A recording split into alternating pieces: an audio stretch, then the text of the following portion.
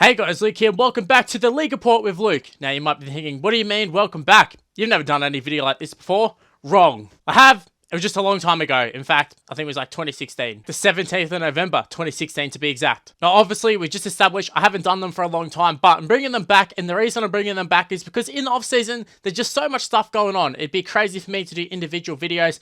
I mean, I could obviously talk about Sonny Bill and Latrell Mitchell and a whole bunch of them and do individual videos on them, but there's just so much information happening all the time that I thought, why not bring back the League Report where I can talk about multiple stories at once? So now that I've explained why I'm doing this, let's get into the video. Now, the first story we're going to be talking about in this video is Sonny Bill Williams to the Toronto Wolfpack. Is it a done deal? It appears so. Now, it seems like everybody in the media is reporting this to be 100% done deal. I don't think it's 100% a done deal. I mean, I haven't seen anything from Toronto or Sonny Bill themselves, but from what everyone's saying, it is a done deal. And the contract is believed to be a 2-year deal worth $10 million. So he's going to be on $5 million a year. That is absolutely crazy. Now, I know Sonny Bill Williams is Money Bill Williams.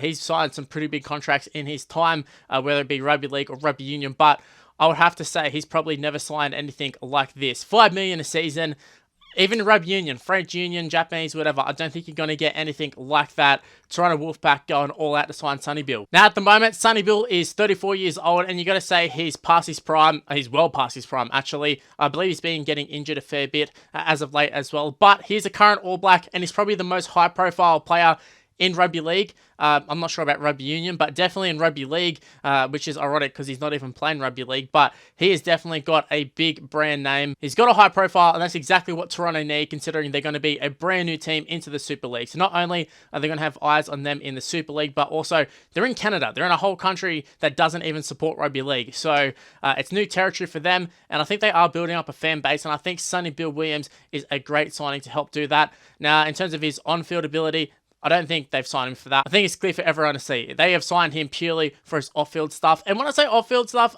I don't also mean just in terms of marketing and that. I also think he'd be great for the club in terms of helping other players. You hear the Roosters players talk about him and how he's such a great influence on their club in the short time he was there. I think he can do the same at Toronto, just build up a great culture at a very new team. Also, in terms of the Toronto team and their fan base, they need results quick. Now, they're moving into the Super League. It's going to be a tough comp for them, especially with all the traveling and that.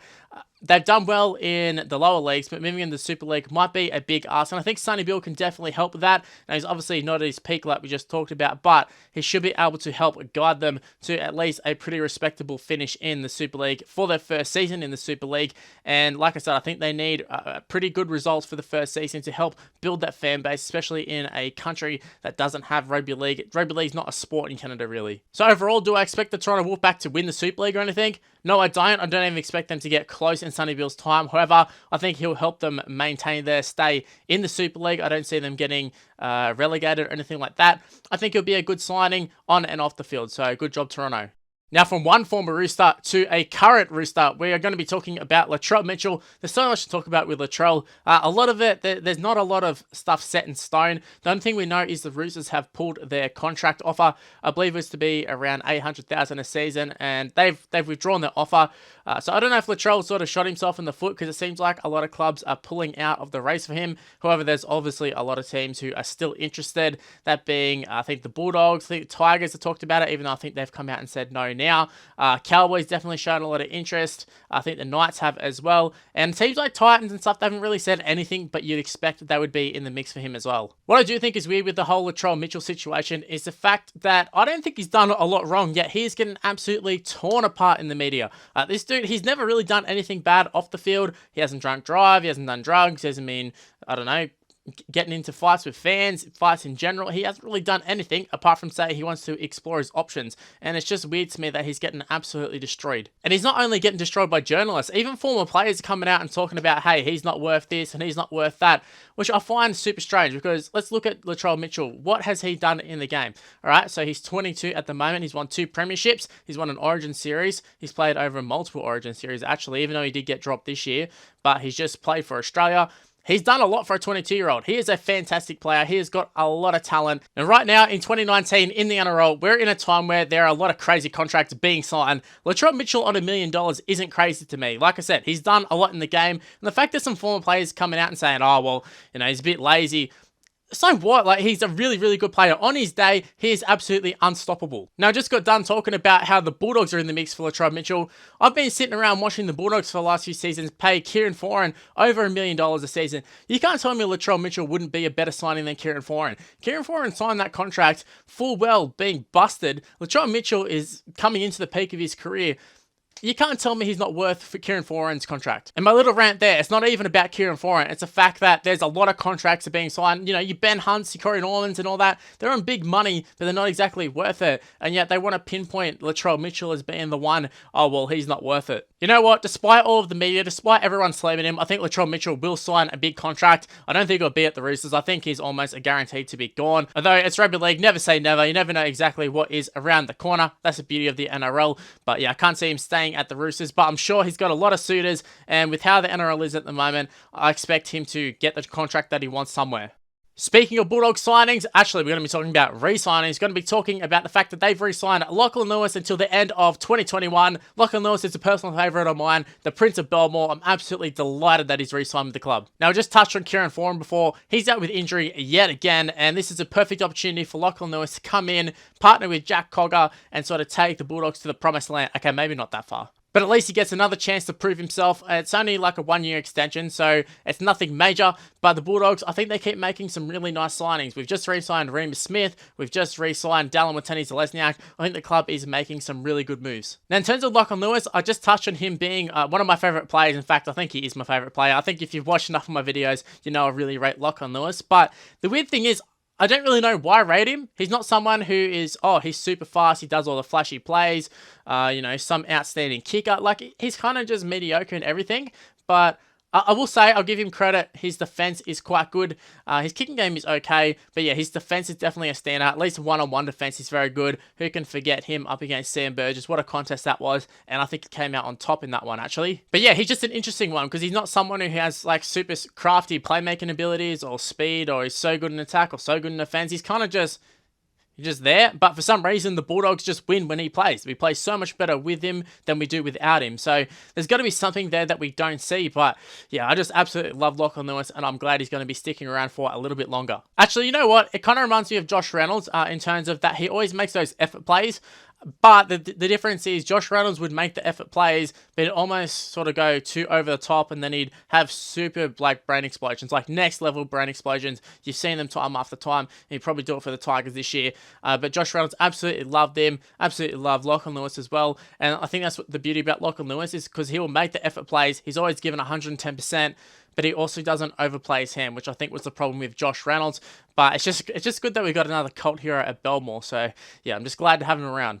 Now into the next story, we're going to be talking about one that is quite similar to Latrell Mitchell. Actually, it's not really similar to Latrell Mitchell, but it's similar in the sense that the Rabbitohs don't want to pay the big contract for Cody Walker, and I can't blame them. $900,000 is what he's asking for, and personally, I just don't think Cody Walker's worth that. And to be honest, leave in the comment section below, I think you'll find a lot of people who will agree with me. Now, Cody Walker made his Origin debut. He's been around the NRL for a fair while now. He's 30 next year, so he's not getting any younger as well. So he has experience, but he also doesn't really have experience. He's never really shown too much in those big high-pressure games in terms of finals, and we all saw his Origin debut, got hooked. And like I said, in terms of finals appearances for the Rabbitohs, I think he was actually okay in their last game, but apart from that, he has absolutely not stepped up in finals game, which has been a big problem throughout his career. And for him to be asking $900,000 a season, I was just talking about Latrell Mitchell being worth $1 million. Latrell Mitchell is 10 times a player than Cody Walker, and the media is shitting all over Latrell Mitchell for wanting $1 million. Cody Walker at $900,000, definitely not. It's believed that the Rabbitohs are only prepared to pay $650,000, which is, I think, it's pretty on the money for a player of his ability. Now, I understand Cody Walker. He came into the NRL late. I think he was about 24, 25 when he came into the NRL. So I definitely don't blame him for chasing the money. I just hope he doesn't chase it so hard that he sort of puts across through his name for a lot of teams, because they just went, nah, he's old. He hasn't really done too much. Yeah, I'm not going to pay him that much. Now, maybe if he had signed his contract at the start of last year when he was in absolutely blistering form before State of Origin, maybe then you would look at $900,000 and say, yeah, maybe $900,000, but yeah, his season just took a nosedive after Origin, and $900,000, there's just no way anyone should sign him. However, it'd be the sort of move I could see a team like the Titans making. They're sort of desperate for a half. I could see it happening. I hope for the Titans fans' sake they don't sign him for $900,000, but you never know. Now moving on to the last story of the video. Now this one, it's been no secret. Jesse Ramien, he's been signing with the Sharks for like the last 6 months, and it's eventually happened. It's been confirmed by the NRL. They've allowed his contract to go through, and I believe he signed a 4-year contract. Now I'm not sure what sort of money he'd be on, but I'd expect it to be not a small contract. So I'm not really sure how he fits into this Sharks side. Now I think the Knights move, it was definitely a bad move for Ramien in hindsight. But I got to say, when he signed for the Knights, I thought for sure, I was like, wow, what a great signing for the Knights. He was good for the Sharks. I think this is the next step towards making his New South Wales debut. Instead, it was just the opposite. We talked about Cody Walker season doing a nosedive after Origin. Jesse Ramien's career did a nosedive literally the second he signed for the Knights. It just wasn't a good 12 months for Jesse Ramien, whether it was like off-field issues, whether it was just something to do with himself, coaching. I don't know what it was. All we can say for sure is that Jesse Ramien did not have a good 2019. Now, I know when the Knights said that they were going to get rid of Jesse Ramien, the talk immediately was that he wanted to go back to the Sharks. However, I was just thinking, man, they've got the back line sorted. They don't really need anyone. They've got a lot of money invested in their back line. So Jesse Ramien, where does he fit in?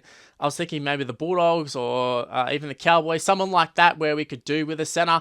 Instead, he's actually gone back to the Sharks. I can't believe it. Well, I can believe it because it's where he said he wanted to go the whole time. But in saying that, like I said, it's just a lot of money in their back line.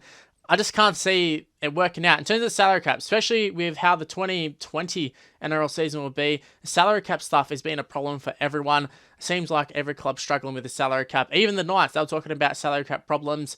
It just feels weird for me that they've gone ahead and signed him to come over and play centre when they already have Josh Morris. They got Josh Dugan, Matt Moylan on a decent contract, Bronson Sherry. Where are they going to play everybody? Now, Josh Morris is getting on. Josh Dugan is injury prone.